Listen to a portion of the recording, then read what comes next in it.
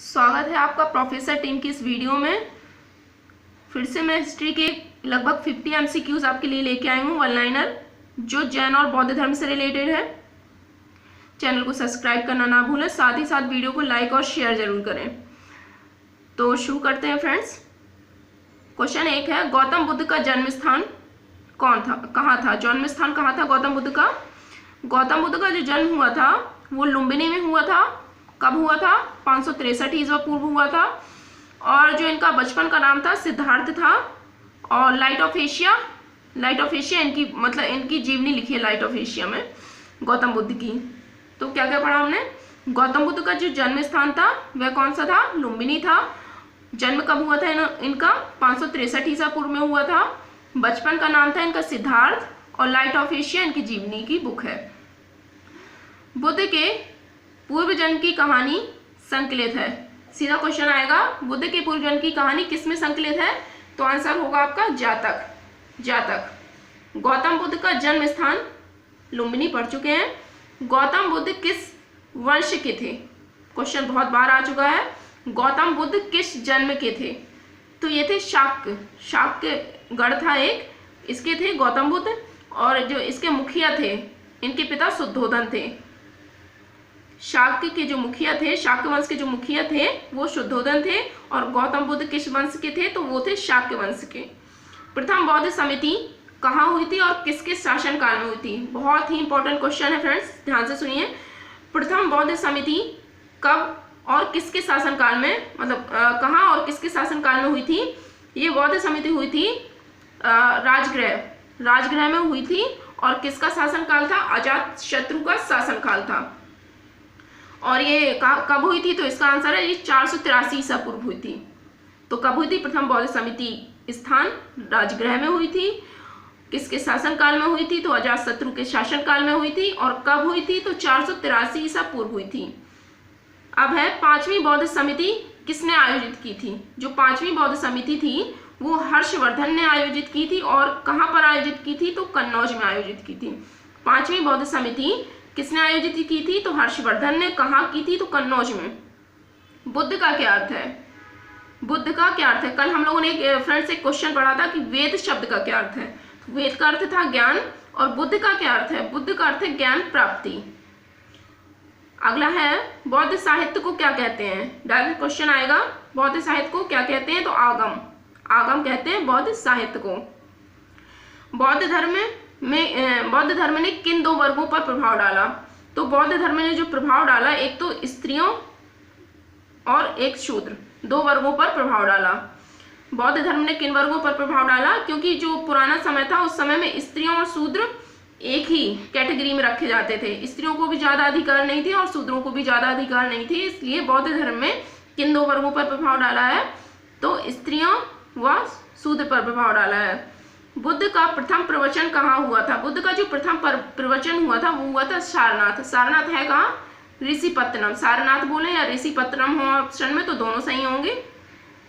और जो इन्होंने जो प्रथम प्रवचन दिया था उसको कहते हैं धर्म चक्र प्रवर्तन। और किस भाषा में दिया था फ्रेंड्स? तो आएगा पाली भाषा में। तो क्या क्या क्वेश्चन बने इससे? बुद्ध का प्रथम प्रवचन कहाँ हुआ था? तो सारनाथ या ऋषिपत्तनम। इसको क्या कहते हैं? इस प्रक्रिया को जो बुद्ध ने प्रवचन दिया उसको क्या कहते हैं? तो धर्म चक्र प्रवर्तन कहते हैं। और बुद्ध ने प्रथम प्रवचन किस भाषा में दिया? तो वह दिया आपका पाली भाषा में। धातु के सिक्के सर्वप्रथम प्रकट हुए किस काल में? तो सर्वप्रथम धातु के जो सिक्के प्रकट हुए तो वो हुए बुद्ध काल में। महावीर स्वामी के बारे में पढ़ते हैं। महावीर स्वामी का जन्म कब और कहाँ हुआ था? तो जो महावीर स्वामी का जन्म था वो 540 ईसा पूर्व में कुंडग्राम वैशाली में हुआ था। कब हुआ था? 540 ईसा पूर्व में कुंडग्राम वैशाली में हुआ था। जबकि गौतम बुद्ध का जन्म कब हुआ था? तो वो हुआ था 563 ईसा पूर्व में लुम्बिनी में। आप एक का याद रखिए, दोनों में कंफ्यूजन हो जाएगा। तो महावीर स्वामी का जन्म कब और कहाँ हुआ था? 540 ईसा पूर्व में कुंडग्राम वैशाली में हुआ था। महावीर के उपदेश किस भाषा में थे? और एक पढ़ा था गौतम बुद्ध के उपदेश तो थे पाली भाषा में, और महावीर स्वामी के जो उपदेश दिए थे उन्होंने प्राकृत भाषा में दिए थे। महावीर स्वामी ने जो उपदेश दिए थे वह प्राकृत भाषा में दिए थे। प्राकृत आ जाए ऑप्शन में या फिर अर्धमाग दिया जाए, दोनों सही हैं। अब है स्थूलभद्र के शिष्य क्या कहलाते थे। जो स्थूलभद्र थे उनके शिष्य क्या कहलाते थे, तो वो कहलाते थे फ्रेंड्स श्वेतांबर। श्वेतांबर कहलाते थे, क्योंकि जो हमारा जैन धर्म था वो दो भागों में बढ़ गया था, एक थे श्वेतांबर, एक थे दिगंबर। तो जो स्थूलभद्र थे उनके जो शिष्य थे वो श्वेतांबर थे। ऐसे याद रखिए, स्थूलभद्र भी सा से शुरू हो रहा है और श्वेतांबर भी सा से। तो स्थूलभद्र के जो शिष्य थे वो थे श्वेतांबर और भद्रबाहु के जो शिष्य थे वो थे दिगंबर। श्वेतांबर कैसे थे, जो श्वेत वस्त्र पहनते थे, श्वेत वस्त्र पहनते हैं उन्हें श्वेतांबर कहते हैं, और जो नग्न अवस्था में रहते हैं उनको कहते हैं दिगंबर। अब है कल्पसूत्र के रचयिता। कल्पसूत्र के रचयिता का नाम है भद्रबाहु। भद्रबाहु के शिष्य जो कहलाते थे वो दिगंबर और कल्पसूत्र के रचयिता है भद्रबाहु। किन तीर्थकरों का नाम ऋग्वेद में मिलता है, तो किन तीर्थकरों का नाम ऋग्वेद में मिलता है, इंपॉर्टेंट क्वेश्चन है। ऋग्वेद ऋषभदेव व अरिष्टनेमि। ऋग्वेद में किसका किसका नाम मिलता है, ऋषभदेव व अरिष्टनेमि। जो अरिष्टनेमि थे इनको ना कृष्ण के समीप माना जाता था, कृष्ण का ही रूप मानते थे लोगों ने अरिष्टनेमि को। तो किन दो तीर्थकरों का नाम ऋग्वेद में मिला है, एक तो ऋषभदेव है और एक है अरिष्टनेमि। नेक्स्ट क्वेश्चन है आरंभिक बौद्ध साहित्य किस भाषा में थे। तो जैसा कि हम लोग पढ़ चुके हैं पीछे कि बुद्ध ने जो अपने उपदेश दिए थे वो पाली भाषा में दिए थे। भारत में सबसे बाद का बौद्ध ग्रंथ कौन सा है। भारत में सबसे बाद का बौद्ध ग्रंथ कौन सा है, तो इसका नाम थोड़ा लंबा है, वाक सात पाकसिनी। ये भारत में सबसे बाद का बौद्ध ग्रंथ है। क्या नाम है इसका, वाक सात पाकसिनी। ये भारत में सबसे बाद का बौद्ध ग्रंथ है, वाक सात पाकसिनी। अब जो कमल का संबंध है वह बुद्ध के जीवन की किस घटना से रिलेटेड है। जो कमल का संबंध है वह गौतम बुद्ध की मतलब जन्म से संबंधित है। अब क्वेश्चन आएगा कमल का संबंध गौतम बुद्ध की किस घटना से रिलेटेड है, तो वो है आपका जन्म से। नेक्स्ट क्वेश्चन है घोड़े का संबंध आ जाए। देखिए कमल का तो हमने पढ़ा किससे है, जन्म से, और घोड़े का संबंध है इनकी गृह त्याग से। घोड़े का संबंध जो है वह गृह त्याग से। ऐसे याद करिए घोड़े में बैठकर ही तो लोग घर से बाहर जाते हैं, तो घोड़े का संबंध किससे हो गया, गृह त्याग से। नेक्स्ट है पीपल वृक्ष का संबंध किससे, बुद्ध के जन्म मतलब किस घटना से संबंधित है पीपल वृक्ष, तो ये है आपका ज्ञान प्राप्ति से। पीपल वृक्ष के नीचे बुद्ध को ज्ञान प्राप्ति हुई थी। स्तूप का संबंध मृत्यु से है। स्तूप का संबंध किससे है, मृत्यु से। बुद्ध को ज्ञान प्राप्ति कहाँ हुई थी, बुद्ध को जो ज्ञान प्राप्ति हुई थी वो हुई थी आप फ्रेंड्स बोधगया में। बोधगया में हुई थी बुद्ध को ज्ञान की प्राप्ति। नालंदा का संस्थापक, नालंदा जो विश्वविद्यालय था उसका संस्थापक कौन था, उसका संस्थापक था कुमारगुप्त प्रथम। अब है बुद्ध धम्म और संघ क्या है।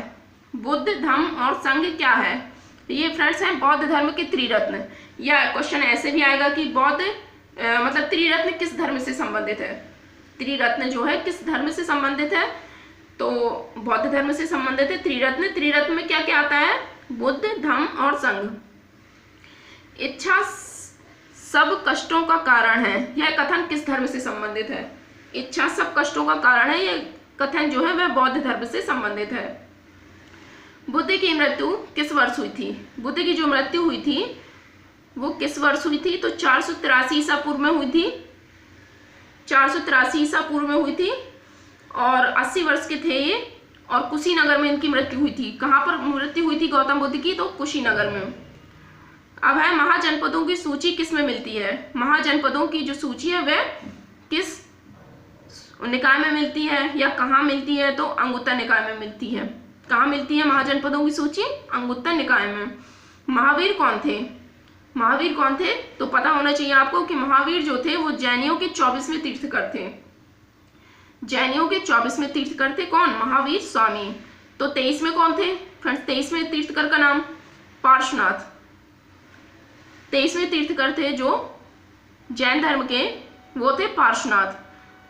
तो प्रथम भी याद होना चाहिए, तो जो प्रथम तीर्थकर थे जैन धर्म के वो थे आदिनाथ। आदिनाथ थे प्रथम तीर्थकर। लेकिन जैन धर्म का जो वास्तविक संस्थापक था वह कौन था? वे थे महावीर स्वामी। कौन थे जैन धर्म के वास्तविक संस्थापक? महावीर स्वामी। महावीर को परिनिर्वाण कहाँ प्राप्त हुआ था? परिनिर्वाण का मतलब होता है मृत्यु। तो महावीर को जो परिनिर्वाण प्राप्त हुआ था वह हुआ था पावापुरी में। जैन साहित्य को क्या कहते हैं? जैन साहित्य को क्या कहते हैं? तो जैन साहित्य को कहते हैं आगम। क्या कहते हैं फ्रेंड्स? आगम। जैन साहित्य को कहते हैं आगम। किस शासक ने अपने अंतिम दिनों में जैन धर्म को अपनाया था? क्वेश्चन बहुत बार रिपीटेड है कि किस शासक ने अपने अंतिम दिनों में जैन धर्म को अपनाया था? तो आंसर है चंद्रगुप्त मौर्य ने। चंद्रगुप्त मौर्य ने अपने अंतिम दिनों में किस धर्म को अपनाया था? तो जैन धर्म को। गोमतेश्वर की मूर्ति बहुत ही प्रसिद्ध मूर्ति है ये, गोमतेश्वर की मूर्ति। और ये कहाँ पर है और किसने बनवाई थी? क्वेश्चन है गोमतेश्वर की मूर्ति कहाँ है और इसका निर्माणकर्ता कौन है? तो जो गोमतेश्वर की मूर्ति है वह श्रवणबेलगोला में है। श्रवणबेलगोला कहाँ पड़ता है फ्रेंड्स? ये पड़ता है कर्नाटक में। कर्नाटक मैसूर में पड़ता है श्रवणबेलगोला। और जो गोमतेश्वर की मूर्ति का निर्माण करता है वह कौन है? चामुंडराय। गोमतेश्वर की मूर्ति कहाँ और निर्माणकर्ता कौन है? तो गोमतेश्वर की जो मूर्ति है वह श्रवणबेलगोला कर्नाटक मैसूर में है और जो इसका निर्माण करता है वह है चामुंडराय। क्वेश्चन सीधा आता है कि जीवक चिंतामणि किस धर्म से संबंधित है? जीवक चिंतामणि किस धर्म से संबंधित है? तो जैन धर्म से। जीवक चिंतामणि, जीवक और जैन धर्म। जीवक चिंतामणि किस धर्म से संबंधित है? तो फ्रेंड्स जैन धर्म से।